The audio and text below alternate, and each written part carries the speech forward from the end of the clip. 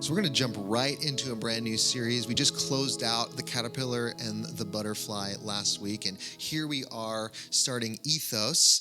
And, it's a series that I think may kind of carry us through the entire summer. I know that might scare some of you, but I'm really excited because I think there's so much here for us to explore. And so if you're a snowbird and you're like, I'm about to leave, you're gonna come back and you're gonna be like, hey, what did I miss? And it's gonna be like, hey, you just missed one series. It was the grand super mega series, but yeah. But I encourage you, of course, to tune in online regardless. But the reason that I think this can be such an extended series is because really it's going to ask some really important questions. What are we missing in our culture, right? It feels like something is missing, a crisis of meaning that we're experiencing.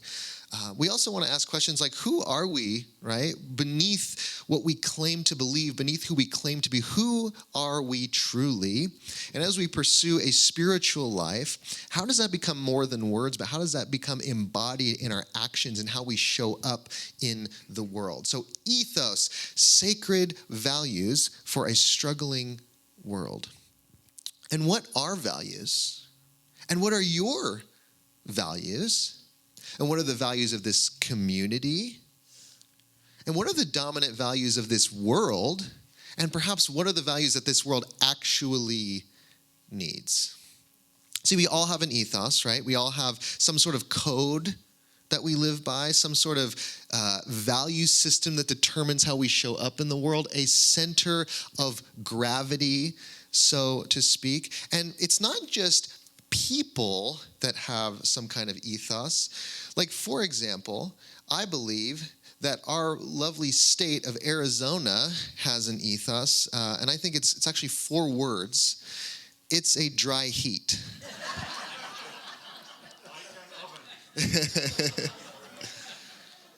There's also corporations have an ethos, and then there's like a secret ethos behind the ethos. Like, for example, In-N-Out Burger, there's an ethos that I feel honored to share with you. It's my own personal ethos in regards to In-N-Out Burger, which is always order animal style. And if you don't know what that means, come talk to me after, okay? Lastly, I think that big, industries have an ethos. Like, for example, how many of us have been on an airplane recently? Okay, now hold that image in your mind. And I want you to think, what is the ethos of all airlines? And what I've determined is this. The ethos of the airlines is this. If the seat is comfortable, and if it is spacious, and if it is humane, then we are not making enough money, okay? So make it smaller, right? Profit. But then we also, as communities, in all seriousness, as a community, and as specifically this community, we have an ethos. And what is our motto? What is our ethos here at Aldea? There you go. All right, just as we practice. Perfect. As we grow as a community, I think it is so important for us to be intentional about defining these values beyond what just exists on paper or on the side of our building or on our website, but how are these values lived out as individuals and as a group in tangible ways? See, religion and spirituality can often become about beliefs. And the thing about beliefs is that none of us have zero belief, right? We all have belief in something. There's no one that doesn't have any beliefs. But it's important for us to recognize the limitations of this thing called belief, and even just what is the function of my beliefs? How are beliefs actually showing up in my life versus the values that I hold? And whenever I feel a little bit confused by this distinction, there's a couple of quotes that really recenter me. The first is from Ralph Waldo Emerson. He says, "What you do speaks so loudly that I cannot hear what you say." The second, Roman Stoic philosopher Epictetus, or Greek philosopher actually, don't explain your philosophy, embody it. Don't explain your philosophy, embody it. I think these two are very hand in hand, though they're thousands of years apart. The first, the one from Emerson is to really say, I don't see what you claim to believe or what you say you believe. I see who you are in this life, how your actions display who you are. And then this second quote, it's really to say, hey, the best display of your life philosophy, right? How you think a person should live in this world, the best display of that is not the most elaborate explanation you can give. No. It's how you yourself are living and showing up in the world. What do we call someone who claims to believe one thing and lives a completely different way? That's right, hypocrite. The Greek root word for hypocrite is the word for actor. And when we claim beliefs that we don't live by, we are essentially putting on a performance, right? We are acting.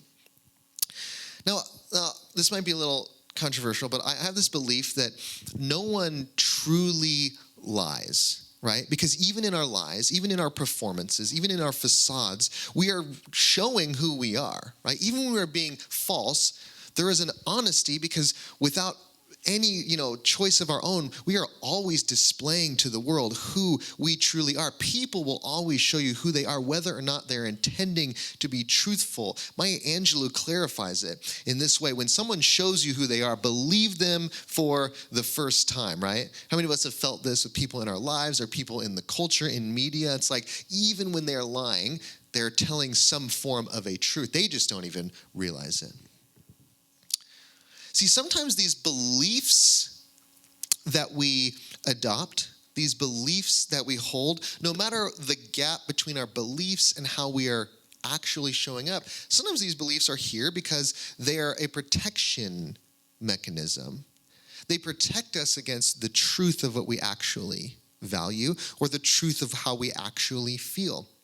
For example, think about religious belief and how religious belief often functions. Sometimes we adopt certain religious beliefs as a way of protecting us from some of the uncertainties and some of the mysteries that live at the heart of existence.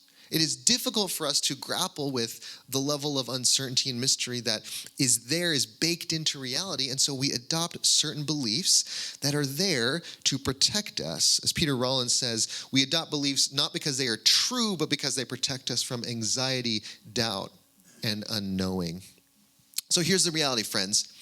If your idea of God or, the soul or the afterlife, if these ideas are leading you to a place of embodied values, let's talk. I'm quite interested. But if these are just words and ideas that don't show up in your life whatsoever, then I would question what function they are serving in your life. Because so often we claim certain beliefs, but we don't actually operate as though we believe them. I find myself guilty of this all the time, right? For example, on paper, I have this belief. You probably have it too. We've all said it, like everything happens for a reason, right? I believe this. But if I go to Starbucks and I order oat milk and I drink it and I can tell this is whole milk, right? This is totally different, right? And I'm like somewhat lactose intolerant. Like I am not in that moment going to say, well, everything happens for a reason. I am trusting that this is part of my journey. You know what I mean?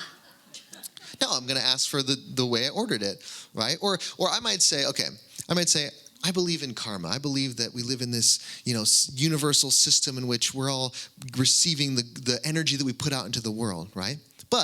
And I'm just going to give you a pure hypothetical, right? I'm driving on the road, right, hypothetically, and I get cut off, right? And I might say, well, karma is going to do its job, right? Or I might speed up, cut them off to show them, hey, I can do that too, as if to say, I'm going to be an agent of karma today, right? Purely a hypothetical. I've never done that in my life. I certainly didn't do it last Tuesday. Definitely not something I've ever done. I'm not telling you how to live your life.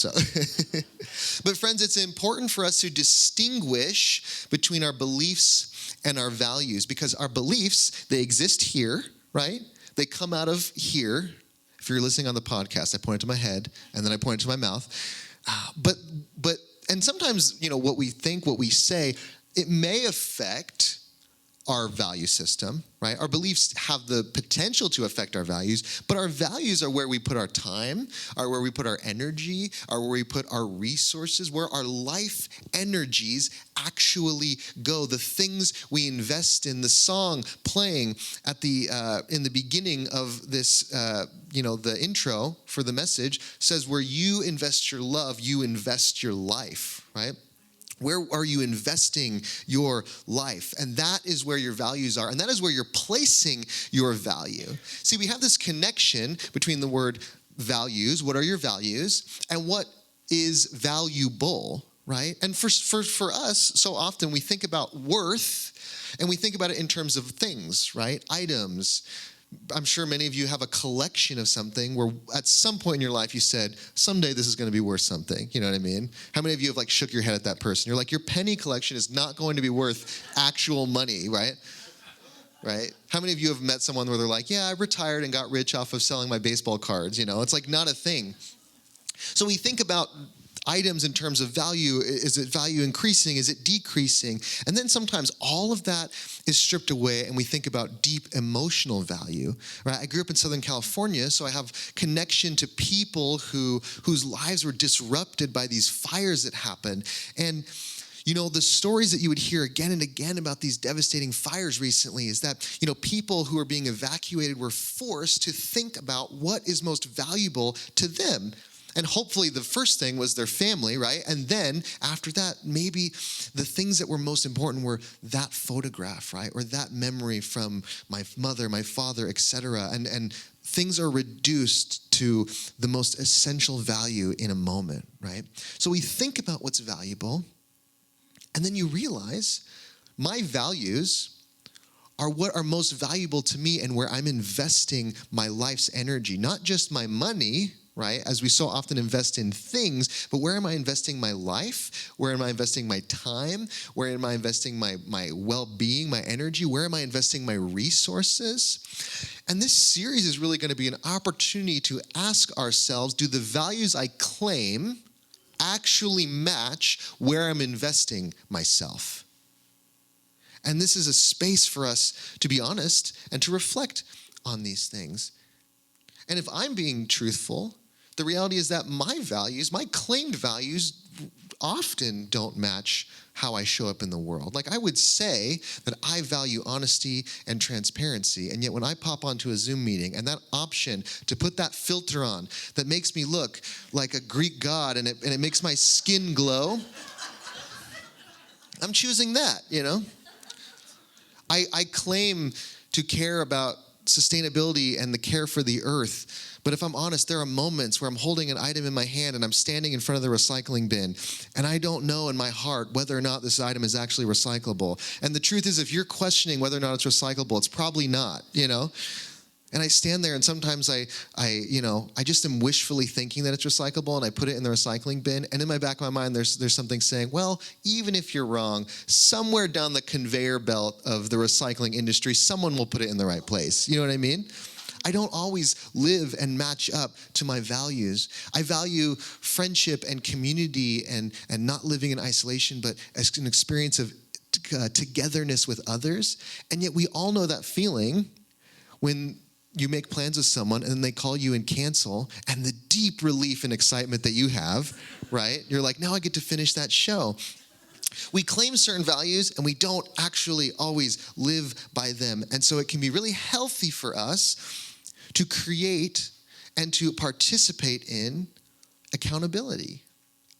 And one of the best ways to be accountable to your values is to surround yourself with other people who are there for you and who will be honest with you.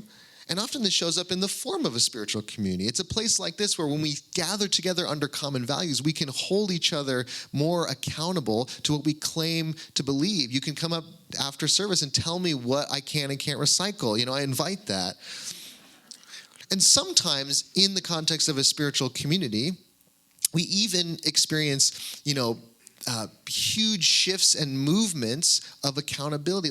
I'm reminded of, Pope Francis who passed this week, and I want to say, just as a caveat, when we're talking about a a spiritual religious figure who on the scale of, the Pope, right? Billions of people who are part of that religion. And obviously there's going to be some divisive feelings about anything on that scale. But I do believe that Pope Francis in many ways was a step forward in a lot of areas for the Catholic Church. And I believe that part of that was because he was inviting his tradition to not just be about talk, but to live from a place in which you're reflecting your values. It shows up in one of his quotes where he says, "It is not enough to have values, we must live them. Only in this way will we build a future that is truly human." Values are not abstract. They are lived in the concrete, in the choices we make every day. See, I believe that Pope Francis was not just compelled by the amazing hat and the really cool car, but he was actually, in many ways, challenging the status quo of an institution that has existed for thousands of years. And the reality, friends, is that we, as human beings, we're not going to get anywhere if we're not willing to challenge the status quo from time to time, if we're not willing to look at the value system that we currently operate in and question if we are made for something more. Because naturally, as human beings, our values slip, right? We miss our best intentions. And so through this series, I hope that, yes, there is encouragement, and yes, there is inspiration, but I hope that there is also some challenge and some accountability for all of us, myself included, to live by the things that we claim, because none of us are immune from experiencing our values slipping from time to time. None of us are immune from experiencing a gap between who we want to be and how we're actually showing up in the world. And sometimes this is where spiritual communities and communities in general can fall short, because just as much as an individual, a spiritual community can claim to live by a certain set of values and actually doesn't operate and show up that way. Our motto here is love, period. And yet what happens when someone in the community says, "Hey, I didn't experience love, period, in this way or in this situation," right? Are we willing to listen to that and be constructively informed by that information? See, I think for a community like this, it's good for us to have like an elevator pitch. How many of you have been in a conversation, you're like, "I really wish I had the elevator pitch for Aldea, because I feel like I can't explain it without either like 20 minutes of a conversation or like just come," right? I don't know how to explain it. And so having an elevator pitch is so powerful. And one of my favorite elevator pitches for Aldea, you can take this one, is that we are a group of people united by common values rather than common beliefs. And the value that we hold to be the highest is love. And so, yes, bring your beliefs. They are welcome here, but live your values. But here's the thing. Here's where it can get tricky.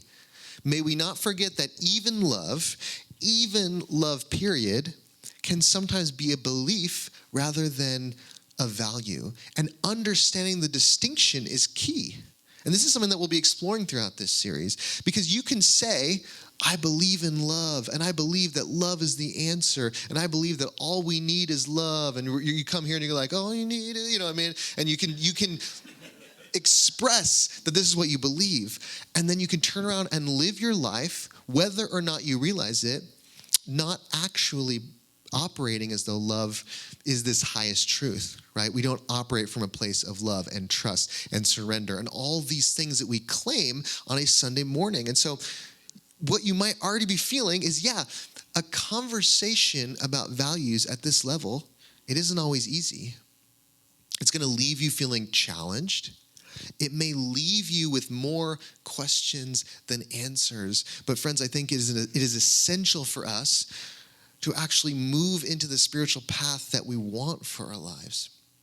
There's a symbol or a diagram that you may have seen before. It's sometimes called the tree of life for someone who's listening to the podcast, you have a tree whose branches extend roughly the same length as its roots extend into the soil. And this tree is often accompanied by the words, as above, so below. And it's as if to say that you can only reach the level of height that you're willing to go deep into your roots, right? And so for our conversation, I think we can only transcend as far as we are willing to build a root structure deep in a value system.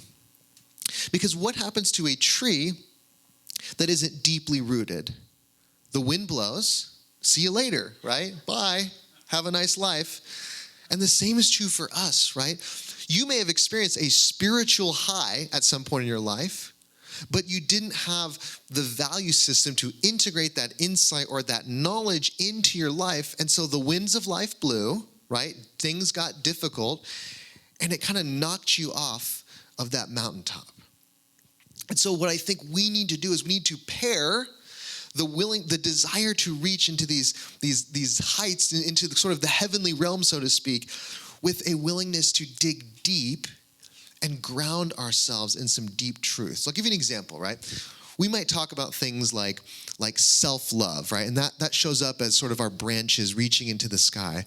But self-love also requires an understanding of boundaries, right? You can't love yourself without setting boundaries. And this requires us to dig deep into that soil.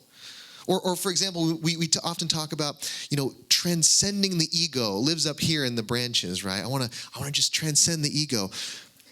But can you transcend the ego if you're not willing to forgive, right? It lives deep in that root structure. Or we talk about things like, and we talked about it throughout this last series, Caterpillar and the Butterfly. It was a series on transformation and this beautiful idea, right? And we're like, oh, I just want to transform. But are you willing to have the patience to transform, right? Are you willing to sit in the cocoon, right? That's where we dig deep into the soil. Or you might say, we just all need to be ourselves and be authentic. But can you have authenticity without vulnerability, right? And so there's all these things where we want to reach to the heavens. We want to grow. We want to increase in love. But we also need to dig deep into some of the hard stuff, into some of those uncomfortable places in our lives in order to create a value root structure that can support the growth that we want. Friends, I'm not here. And this series is not here to determine for you what your values should be. Certainly, we're going to talk about some common values as a community, but most importantly, I want to create a space for us all to be reflective about what our values are and what we want them to be. And the best way to discover your values is to trust yourself. Because friends, the most effective way to get someone or the most effective way to impose external values on someone, the most effective way for a society, a culture, a religion to impose their values on you instead of you coming up with your own is to get you to doubt yourself. And how many of you in some form or another, whether it was through religion, whether it was through culture, you were taught to doubt yourself? I know I was. I was taught by my religion not to trust myself, right? And this is what happens where you are then given values that aren't even true for you. And we look at how some of us have lived our lives, and these are reflections of these values that aren't even our own. Like, how many of us look back and we realize we were given the value that, well, you just need to work as hard as you can at the expense of relationship with your family, right?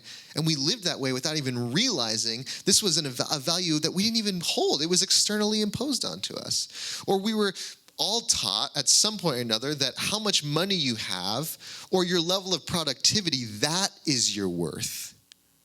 A value externally imposed on us.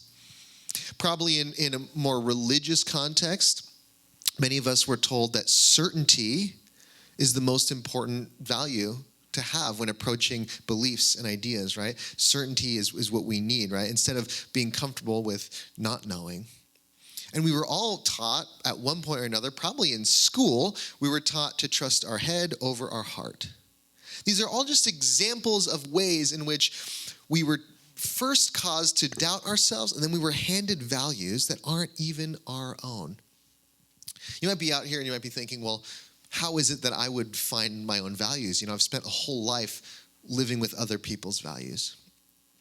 Do this thought exercise with me for a second. Okay, now, just for a moment, imagine yourself in the future, whether it's a year from now or 3 years or 5 years, and imagine the person that you would like to be, the values that this person is living by, the way that this person has oriented and structured their life.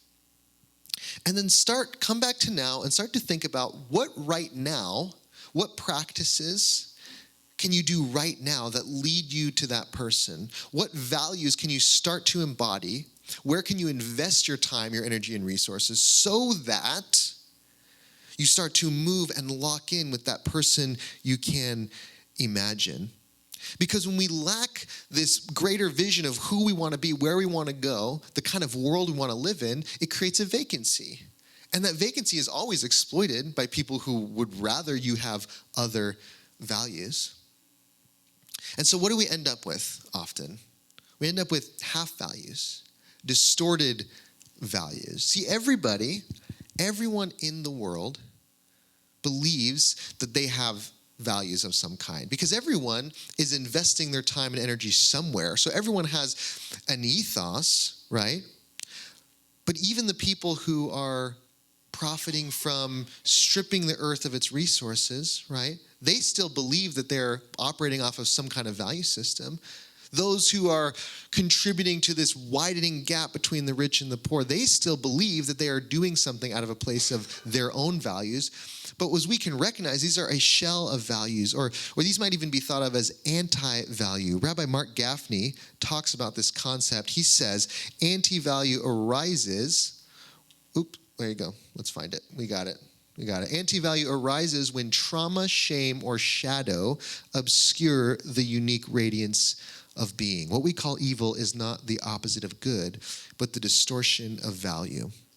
Now, what's interesting about this perspective, whether or not you fully agree, is that it gets us out of that duality of us versus them. It gets us out of, we have good values, they have bad values, and so if they would just go away, right, then everything would be fine. And instead, it points us to a reality where we as a group, as a collective, all of us can start to collectively reclaim whole values. We can start to heal values that have become distorted in order to create a world that everyone can live in. Because if we're talking about true healing, it isn't about getting rid of those people over there who have a different set of values than me. It's about reclaiming values that we can all live under, a deep sense of inclusion for all. And so to come back to Pope Francis, he gives us this really powerful warning. He says a society that loses its values begins to lose its soul. We must guard the values that promote dignity, justice, and peace. Friends, we know that we are in the midst of great change, great upheaval, great transformation. And I think subconsciously, under the surface, we all kind of feel that we are at this point where this great shift might either propel us forward or pull us back as a society, as a humanity, right? And I believe that in many ways, whether or not this is a leap forward or a great falling behind, will be determined by how well we define our values, we embody our values, and we protect and preserve the values that, as Pope Francis said, promote dignity, justice, and peace. Placing our worth and our investment in the right place, right? With human dignity, with life.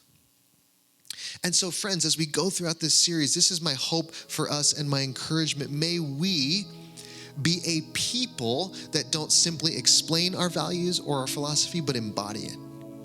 May we be a people who invest our love and our care and our energy and our time in sacred values that can heal us and heal the world.